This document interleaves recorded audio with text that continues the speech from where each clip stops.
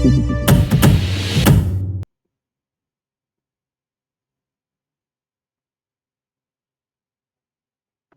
पुरुषोत्तम दास पूना की सरस्वती पाठशाला का मुआयना करके बाहर निकले तो एक लड़की ने दौड़कर उनका दामन पकड़ लिया।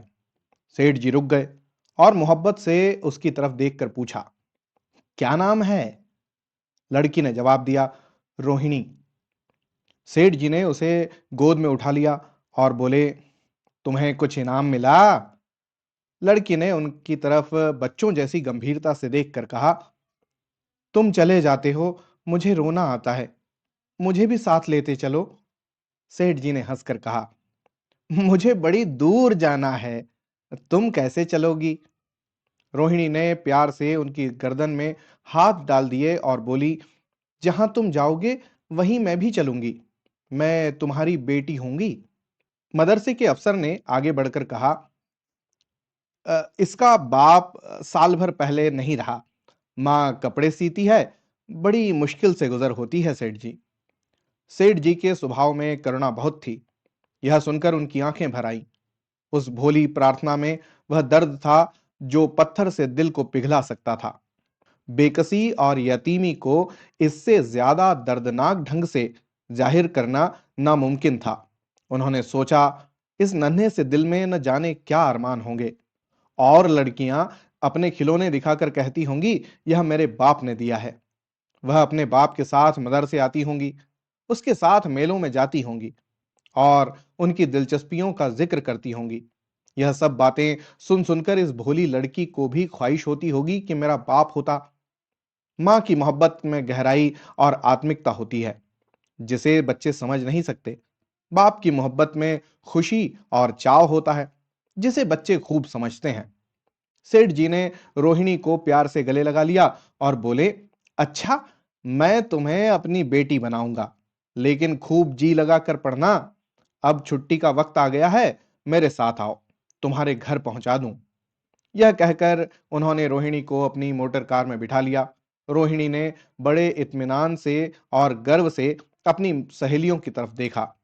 उसकी बड़ी बड़ी आंखें खुशी से चमक रही थीं और चेहरा चांदनी की रात की तरह खिला हुआ था।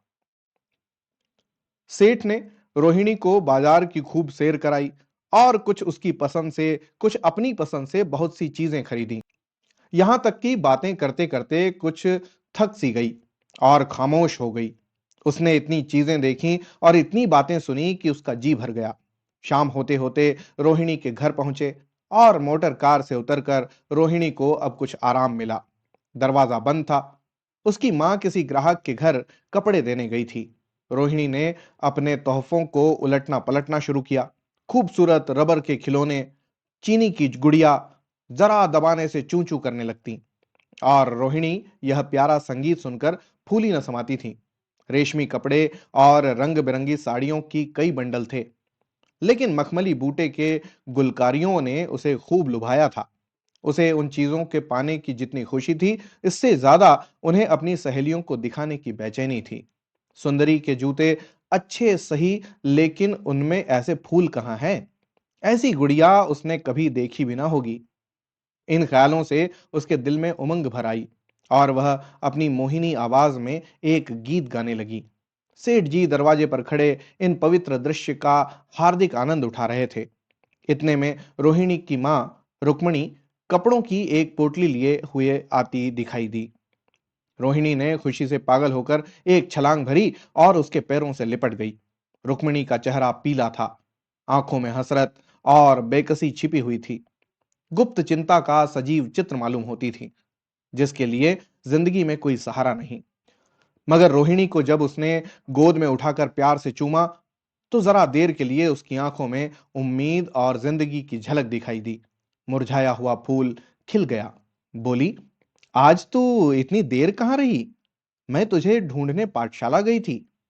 रोहिणी ने हुमक कर कहा, मैं मोटर कार पर बैठकर बाजार गई थी, वहां से बहुत अच्छी अच्छी चीजें लाई हूं। वह देखो कौन खड़ा है।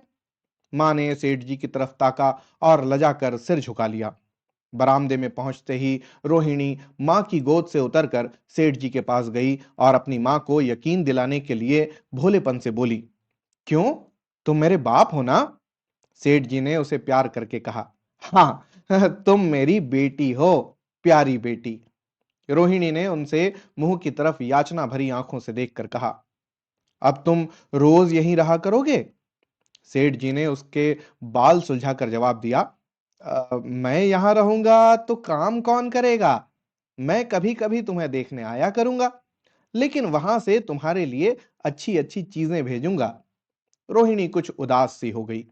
इतने में उसकी मां ने मकान का दरवाजा खोला और बड़ी फुर्ती से मैले बिछावन और फटे हुए कपड़े समेटकर कोने में डाल दिए कि कहीं सेठ जी की निगाह उन पर न पड़ जाए।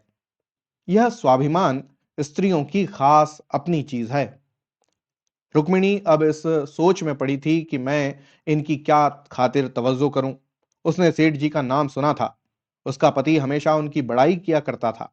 वह उनकी दया और उदारता की चर्चाएं अनेकों बार सुन चुकी थी। वह उन्हें अपने मन का देवता समझा करती थी। उसे क्या उम्मीद थी कि कभी उसका घर भी उसके कदमों से रोशन होगा। लेकिन आज जब वह शुभ दिन संयोग से आया, तो वह इस काबिल भी नहीं कि उन्हें बैठने के लिए एक मोढ़ा दे सके। घर में पान और इलायची भी नहीं। वह अपने आंसुओं को किसी तरह न रोक सकी। आखिर जब अंधेरा हो गया और पास के ठाकुर द्वारे से घंटों और नगाड़ों की आवाजें आने लगीं, तो उन्होंने जरा ऊंची आवाज में कहा, बाई जी, अब मैं जाता हूं। मुझे अभी यहां बहुत काम करना है। मेरी रोहिणी को कोई तकलीफ ना हो। मुझे जब मौका मिलेगा उसे देखने आऊंगा।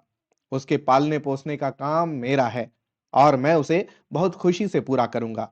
उसके लिए अब तुम कोई फिक्र ना करो। मैंने उसका वजीफा बांध दिया है और यह उसकी पहली किश्त है।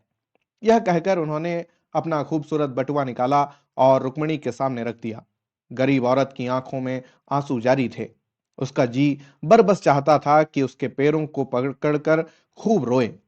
आज बहुत दिनों के बाद एक सच्चे हमदर्द की आवाज उसके मन में आई थी। जब सेठ जी चले तो उसने दोनों हाथों से प्रणाम किया। उसके हृदय की गहराइयों से प्रार्थना निकली, आपने एक बेबस पर दया की है। ईश्वर आपको इसका बदला दे।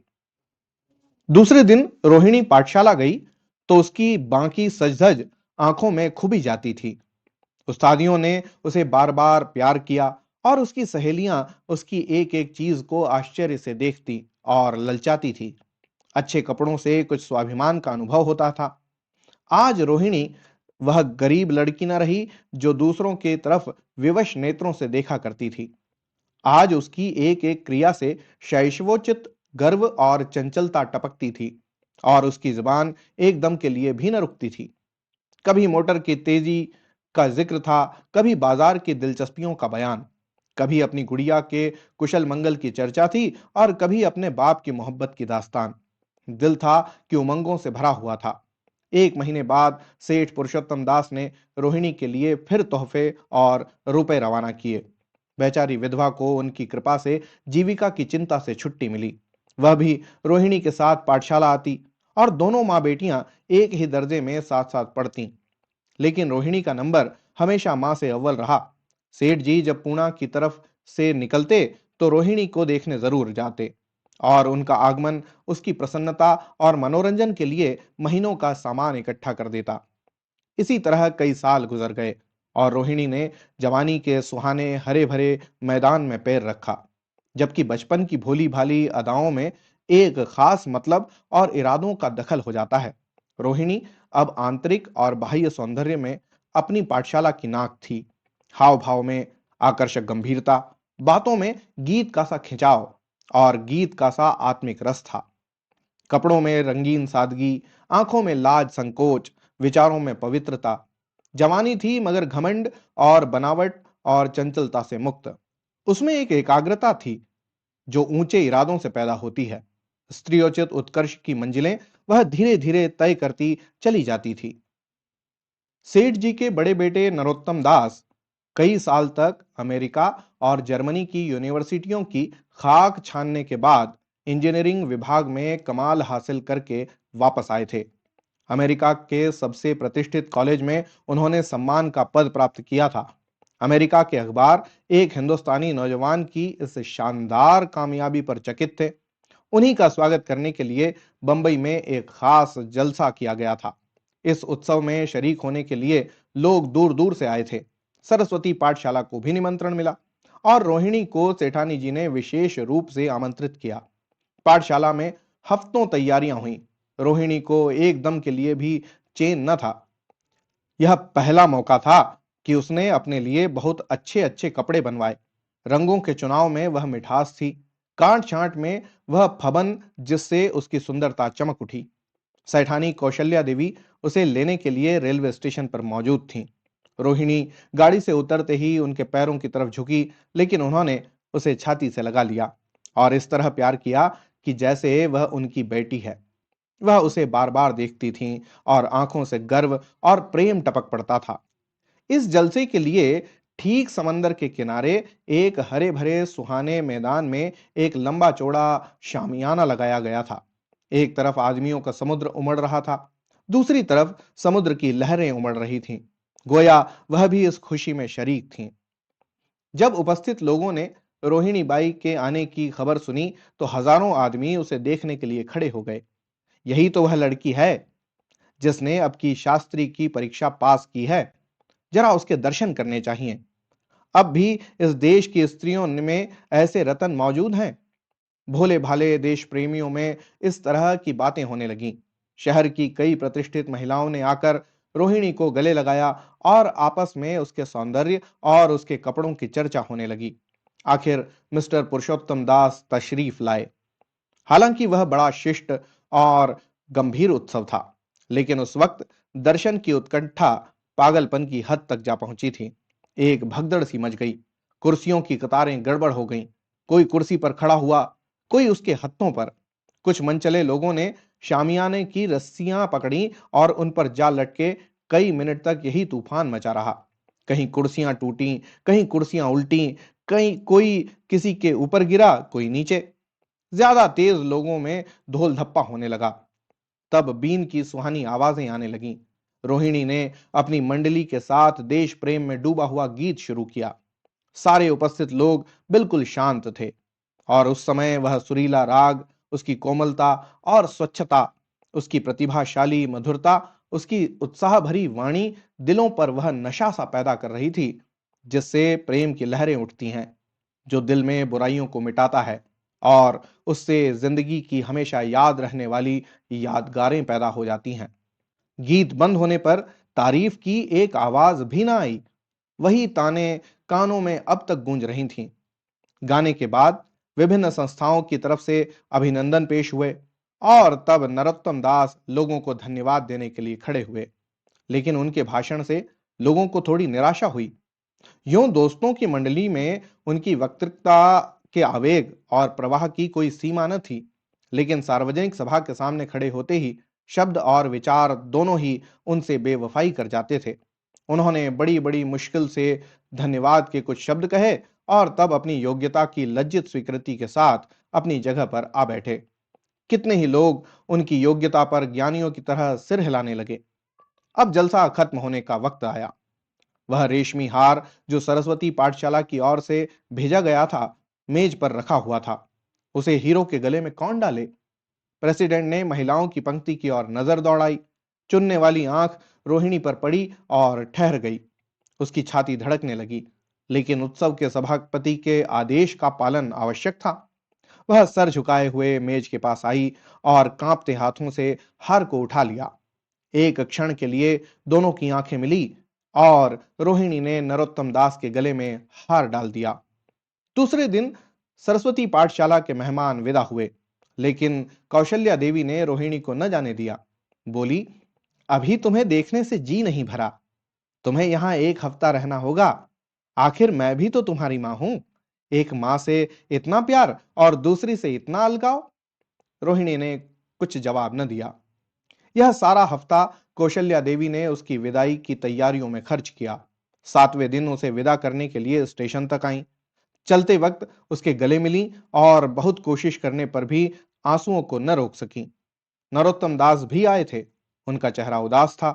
कौशल्या ने उनकी तरफ सहानुभूतिपूर्ण आंखों से देखकर कहा, मुझे यह तो ख्याल ही नहीं रहा। रोहिणी क्या यहां से पूना तक अकेली जाएगी? क्या हर्ज है तुम ही चले जाओ, शाम की गाड़ी से लौट आना। नरोत्तम दास के चेहरे पर खुशी की लहर दौड़ गई, जो इन शब्दों में न छिप सकी।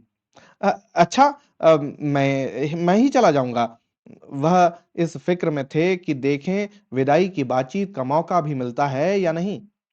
अब वह खूब जी भरकर अपने दर्द दिल सुनाएंगे और मुमकिन हुआ तो उस लाज संकोच को जो उदासीनता के पर्दे में छिपी हुई है मिटा देंगे। रुक्मणी को अब रोहिणी की शादी की फिक्र पैदा हुई। पड़ोस की औरतों में इसकी चर्चा होने लगी थी। लड़की इतनी सयानी हो गई है, अब क्या बुढ़ापे में ब्याह होगा? कई जगह से बात आई। उनमें कुछ बड़े प्रतिष्ठित घराने थे, लेकिन जब रुक्मणी उन पैमानों को सेठ जी के पास भेजती तो वे यही जवाब देते कि मैं खुद फिक्र में हूं। रुक्मणी को यह उनकी टालमटोल बुरी मालूम होती थी। रोहिणी को बंबई से लौटे महीना भर हो चुका था। एक दिन वह पाठशाला से लौटी तो उसे अम्मा की चारपाई पर एक खत पड़ा हुआ मिला। रोहिणी पढ़ने लगी।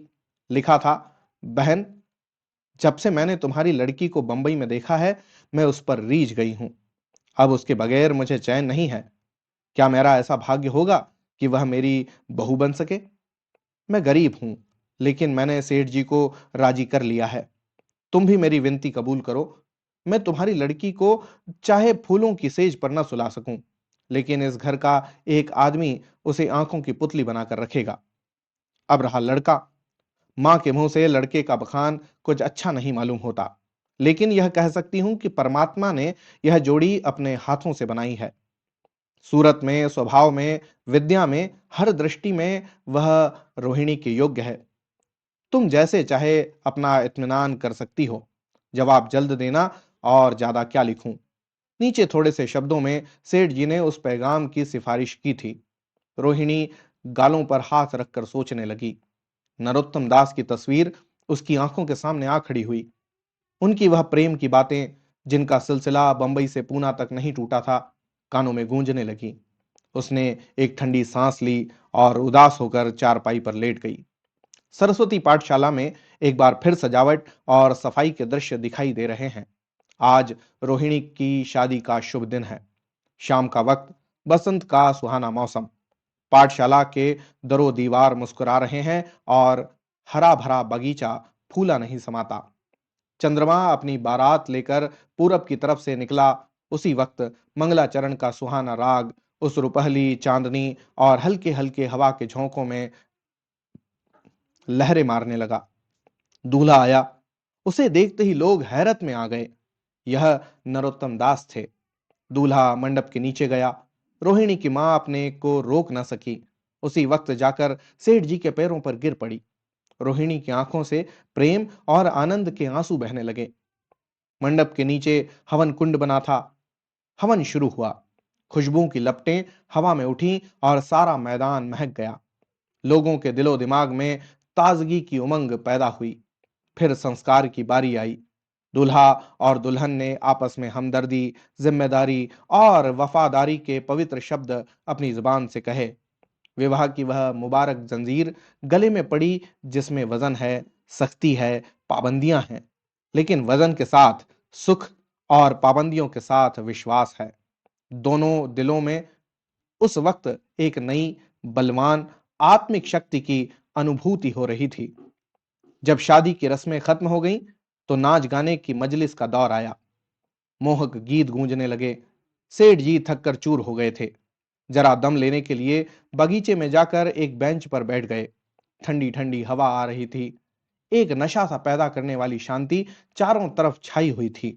उसी वक्त रोहिणी उनके पास आई और उनके पैरों से लिपट गई। सेठ जी ने उसे उठाकर गले से लगा लिया और हंसकर बोले, क्यों, अब तो तुम मेरी अपनी बेटी हो गई।